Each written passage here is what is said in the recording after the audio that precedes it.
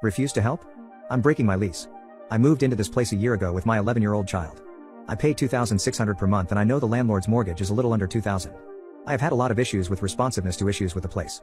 For example, I live on a sister island to Maui, and the day after the wildfire I was locked in my apartment for 15 minutes and had to get the resident manager to take a hammer to the doorknob to let me out. I was already stressed due to having family on Maui that had to evacuate. No one's house was lost, but it was incredibly frightening, and they said they would be by that night. They live in the building next door, and I had to remind them 2 days later to come over to replace my doorknob. Every issue left and right seems to take forever and many have been swept under the rug. It's a high cost of living area, but I have seen other units in the building cheaper than mine in much better condition.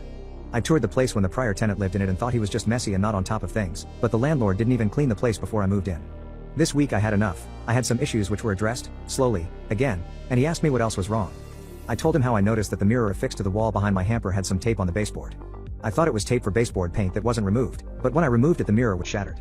He said it would cost too much to fix, and that I should just put art or padding on it. That was enough for me. I found a new place and I'm leaving this weekend. This is important to me too because we are expecting a lot of Lahaina evacuees to move here soon, and rents are going to shoot up.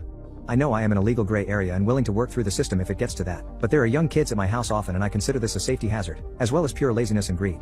I am getting some feedback from neighbors and friends that I should work with this guy more and express my unhappiness and then give notice. I feel exhausted by everything and don't feel like I owe him a notice after how he behaved last weekend. Thoughts?